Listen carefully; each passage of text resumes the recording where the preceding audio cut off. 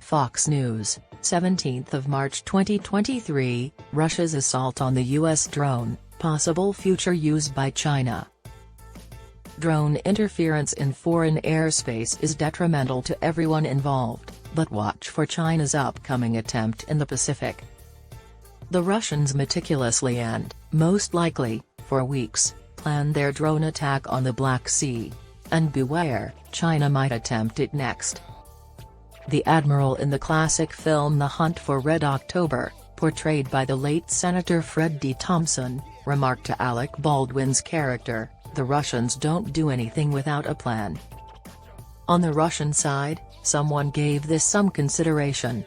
Centralized ground control is used by Russian combat aviation to intercept other aircraft using radar. These Su-27 pilots did not just fly off on a whim. This was a purposeful, well-planned taunt from Russia. I believe the Russians planned this foolish operation after intermittently observing the MQ-9 Reaper's flying patterns for weeks if not months. American and NATO surveillance planes fly over the Black Sea region daily. In international airspace over the Black Sea, for instance, the aviation website Detrimental radar on Monday monitored a U.S. Navy EP-3 signals collection plane, a high-altitude U.S. Air Force RQ-4 Global Hawk drone, and an Italian military reconnaissance plane. Typically, surveillance aircraft follow a racetrack pattern that allows their sensors to get a steady view of targets in the air, water, and ground. The Global Hawk was at 65,000 feet, too high for the Su-27s to pursue, so the Russians could not do so. They chose the autonomous Reaper as their target. The MQ-9 Reaper is not a drone for your garden.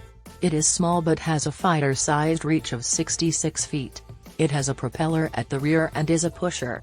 Reapers can carry various air-to-ground bombs, but this one was presumably designed with sensor and surveillance work in mind. The Reapers are well known in Syria and Afghanistan. Radar, infrared, electronic signal, and full-motion video cameras are available on Reapers. Pods enable the Reaper to track targets, use countermeasures, and create a radio communications bridge for ground troops.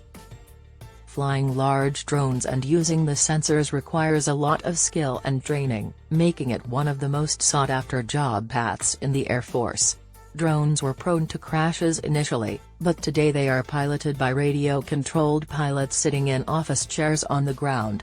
Drones have pre-programmed automatic flying modes in case satellite links are momentarily lost. Cocky last October, Russian Su-27 pilots opened fire on a British spy aircraft as it flew over the Black Sea. They said it was a mistake. The Su-27 pilots from Russia have a lot of experience flying in Syria and consider themselves to be hot material. The Russian pilots may have done this to cause an engine flame out on the drone, according to the Pentagon, by first dumping fuel from their aircraft. They then buzzed the Reaper to break its controlled flying with jet-wash turbulence. During World War II, Royal Air Force Hurricane pilots did this against Hitler's V-1 buzz bombs over London quite effectively. In its usual course, the Reaper appeared to be simple prey. In its ordinary course, the Reaper seemed to be simple prey. When none of that was successful, these stupid Su-27 pilots approached too closely, thinking the Reaper would be difficult to navigate. A Su-27 struck the drone's propeller at the rear. You can infer that Russian pilots don't have impressive flying abilities.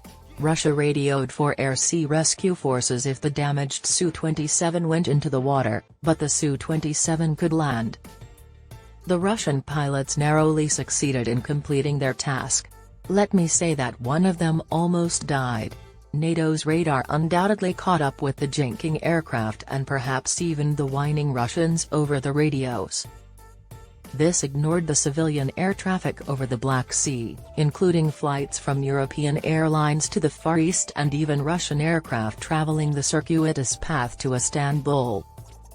Drone harassment in foreign airspace is detrimental to all parties involved. However, I'd watch for China to give it a shot next in the Pacific. Long ago, China purchased Su-27 aircraft, now flown as J-11s. On December 21, 2022, a Chinese J-11 flew in international airspace over the South China Sea and came within 20 feet of an American RC-135 reconnaissance aircraft. Russia is complaining about infractions of territory. It's untrue.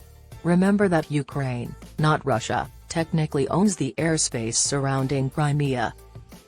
Russia was already back in action on Wednesday morning, flying a combat aircraft close to NATO member Estonia in the north. Air policing jets from Germany and Great Britain detained the Russian airliner. Reaper-style drones help with intimidation. I have some advice for Chinese and Russian pilots. Do not interfere with American aviation power. Because they are equipped, drones,